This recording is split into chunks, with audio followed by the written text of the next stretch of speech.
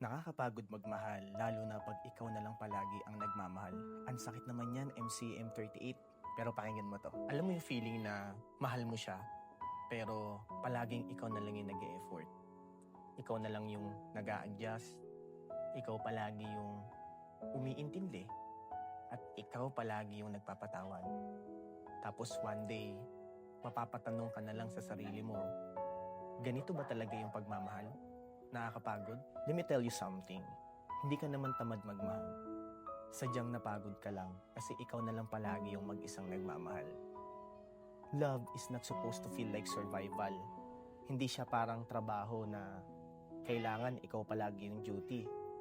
Yung tipong ikaw, wasak na wasak, tapos siya buong buo. Real talk, pag mahal ka ng isang tao, hindi mo na kailangan ipaglaban araw-araw yung work mo sa kanya.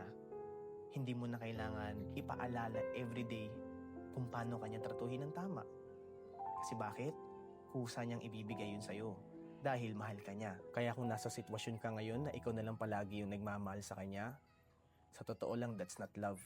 That's self-neglect. Minsan, akala natin na kapag nag-taste tayo, magbabago sila.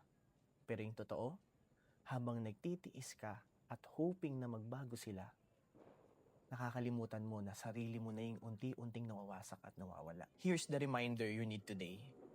Hindi ka selfish pag pinili mo yung sarili mo. At hindi ka magiging mahina kapag mas pinili mong umalis sa isang relasyon na alam mong hindi mo kayang ipaglaban. Love should be mutual. Effort should be mutual. And respect should be mutual.